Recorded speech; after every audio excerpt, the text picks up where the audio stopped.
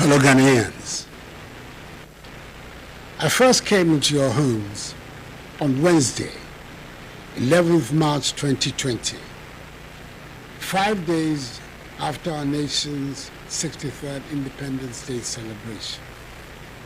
A day before we recorded our first 2 cases, with news of the measures government was taking to limit the importation of the COVID-19 virus into the country. Even at that time, it was obvious to me, watching what was happening in Asia, Europe, and Latin America, that if it was not well managed, it would disrupt our lives and livelihoods. I therefore instructed the finance minister, which was announced in update number 1, to find the CD equivalent of 100 million United States dollars to enable us prepare and mount an appropriate response to the pandemic. Since then, we've experienced 4 waves of the outbreak. 160,932 people have tested positive from the 2.4 million tests conducted, and 1,445 people have sadly died. Our comprehensive strategy has entailed living with restrictions that altered our daily routine. We've been restrained from shaking hands and hugging one another. We've had to keep a distance from each other. We've had to put up with the discomfort of wearing face masks every time we left our homes. We've had to endure distress caused by the poking of our nostrils and throats with swab sticks each time we underwent a PCR or antigen test. We've had to endure for 3 weeks a partial lockdown in the greater Accra metropolitan area and Kasoa, and the greater Kumasi metropolitan area and contiguous districts. And we have all borne the brunt of the ravages of the pandemic. As your president, I saw it as my duty to provide you with regular updates on the situation, the measures government is taking, and to seek your support and cooperation. That is why I've been a constant feature on your screens these 2 past years, in the addresses that have now become regularly referred to as fellow Ghanaians. And I thank you for welcoming me so warmly into your homes. You have listened to me. You've cooperated with government and with the health experts. You've adhered to the enhanced hygiene and mask-wearing protocols. And a considerable number of you have taken the vaccine. I thank you for the opportunity you have given to me to be your president in these difficult times. I do not take it lightly.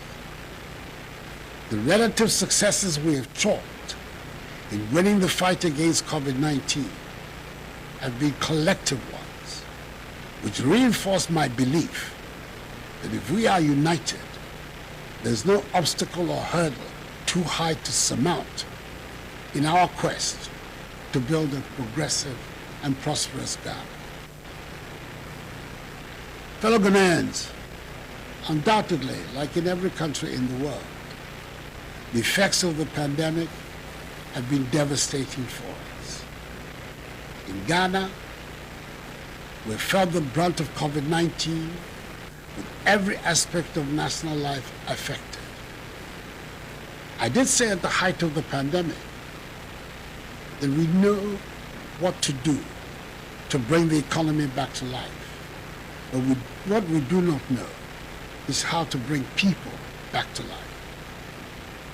We thus had to take drastic steps to protect lives and livelihoods by suspending for the years 2020 and 2021 our pursuit of fiscal responsibility, which had made the Ghanaian economy the poster boy of rapid economic growth in the world in 2017, 2018, and 2019.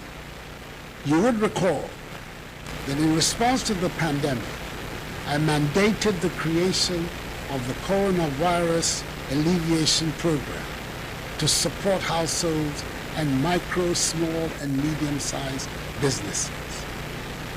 Its intent was to help minimize job losses and stimulate economic revitalization by mobilizing private and public sector finances to expand industrial output for domestic consumption and exports. To this end, I instituted a 1.1 billion CD health response package, which was used to procure supplies and equipment, and a relief package for health workers, which included tax waivers,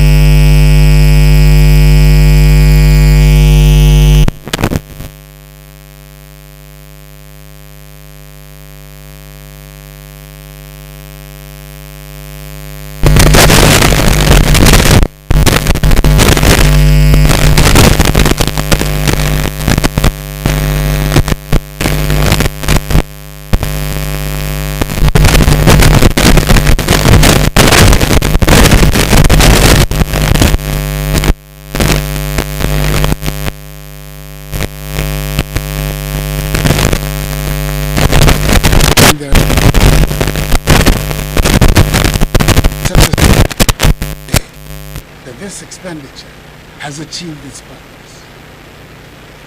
At the height of the pandemic, despite strong opposition in some quarters and the legitimate concerns of some parents, we stood firm and were successful in ensuring that the education of our children was not truncated. We spent some 1.9 billion CDs providing PPEs and hot meals for students, teaching and non-teaching staff, hand-washing facilities, training of teachers in COVID, development of content for online classes, and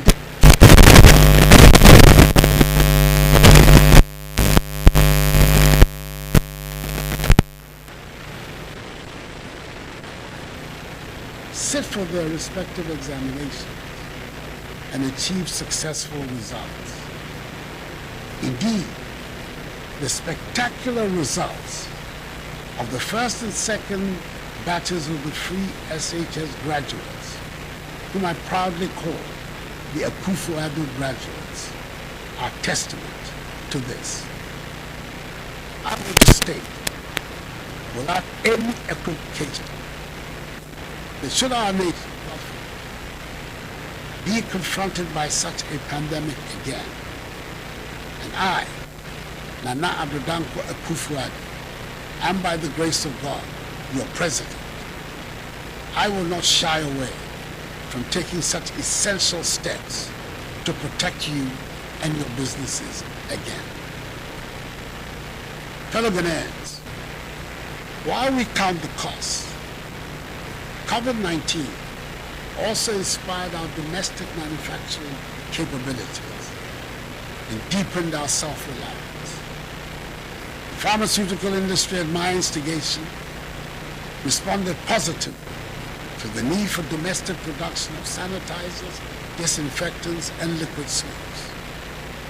Furthermore, the government was able to procure some 81 million CDs worth of personal protection, such as face masks, head covers, medical scrubs, and hospital gowns from domestic garment and textiles manufacturing companies, for health workers, and for students going back to school to prepare and sit for their final examinations. COVID-19 also highlighted the unequal distribution of healthcare facilities in the country, as we have tended to focus our healthcare infrastructure in Accra, Kumasi and one or two of our other big cities. As we've seen, epidemics and pandemics, when they emerge, can spread to any part of the country. There are 101 districts in the country with no district hospitals. Was to secure